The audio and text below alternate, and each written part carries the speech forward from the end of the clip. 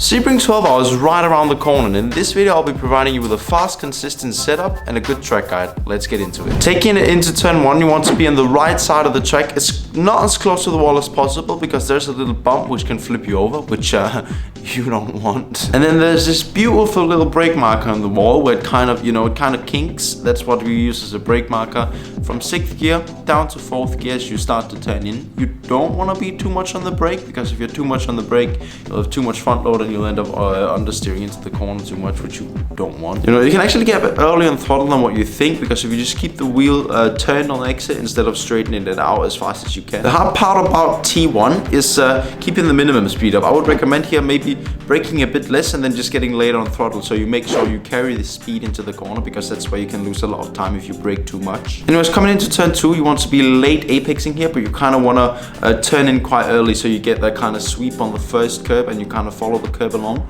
You don't want to hit the inside curb at turn 2, but you want to set it up so you can get on throttle just before the apex. And for the second curb, you can mount the curb. It might bounce a little bit, but not too much because of the setup's fucking hyper. Then for turn 4, you can see on the entry there's a little curb on the exit. That's where you want to be braking and turning it in. This is not a corner that you necessarily want to late apex. It's actually quicker to turn in a bit earlier, kind of medium apex it and still get early on throttle, because you can still get the rotation in the LMP2 car. Then there's this straight, which this is where you want to be aware of GT cars, because they might be moving from one side to another, because that's how the racing line goes. So you just want to make sure that they are clear on the line and you are clear on the line, so you don't crash in this corner, which would suck. Now we're coming to the best punting opportunity on the track. Not saying that you want to do it, but saying that you might get punted.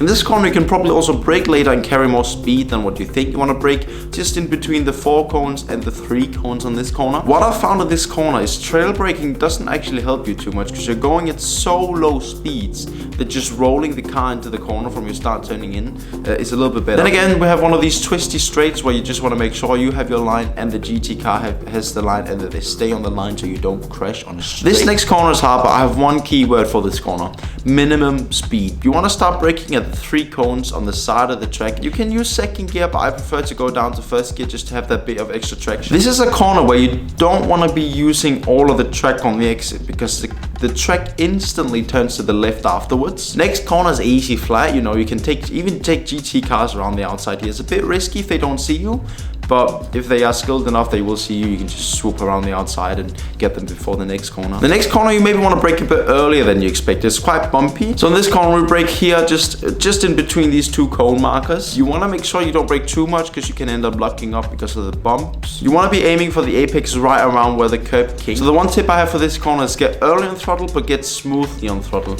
This will make it a lot faster, but it'll also make it look a lot more clean when you drive. Coming up, we have another freaking annoying straight for GT cars, because the next corner is tight, and this is often where you approach them if you've waited around for the last couple of corners. And the GT cars may have a hard time choosing the line because they need to cross the track again. If you see them going defensive, you just take the outside. If you see them not going defensive, I would recommend waiting. And then when you see them hit their apex, you can take them around the outside and you can get them before they enter to the next corner. Anyways, we go through these 2 flat kinks. As I said, can be hard with GT cars, but we come into this next braking zone. You want to brake at the 3 cones on the outside down to 2nd gear. You can carry quite a bit of speed here, but you don't want to carry too much speed, because again the track instantly turns left afterwards. For the inside of this corner, you can actually place your one wheel set over the inside of the curb. This will give you a bit of better rotation as you get on the power, and it'll give you a bit more track, so you will save meters on the track as well. This combo of corners right here is all about setting it up for getting a good exit onto the straight. So in this next corner, you can mount this curb quite a lot, so you take the extra space on the outside. You can kind of, as the car lands from that curb, that's what I use as a brake, as a marker. So when the car lands, I shift my wheel to the other side, downshift to 2nd again, trail brake a little bit to get in. And this is where you want to look as far forward as you can, because you want to get as early as throttle as possible, but if you get too early on throttle, you'll be in the grass and that will just lose your time. This is also a corner that if you're close enough through the corner before, you can take a GT car on the inside, but if you're behind it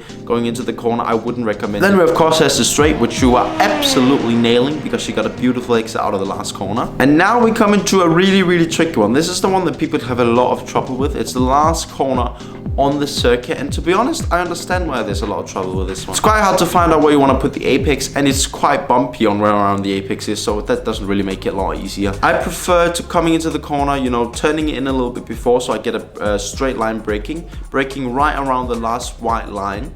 You want to go down to second gear in this corner so you get the extra rotation. You know, some people like taking it extremely wide in this corner. I prefer to take a little bit of a tighter line, not the tightest, but still a bit of a tighter line so you make sure you hit the apex. So the apex you want to aim for is the second, you know, the wall kind of has two kinks, and the last of those kinks, well, the bumps are and where the bridge is, that's where you want to aim for the apex. Now, on the apex, it's actually better to have a bit of a stiff angle instead of having a straight now angle, because if you manage to jump the bumps just in the right way, you'll get less. You know, this is hard to explain. That's also why I have some visuals, which will hopefully help you understand what I'm talking about. But there you go. That's pretty much it for the track guide. Go to my community Discord, which there's a link in the description for. You can go into the community setups channel, and I'll put it in there for you to download as well. Anyways, ladies and gents, good luck with your Sebring 12R. Remember to like and subscribe, and I'll see you all in the next one. Bye.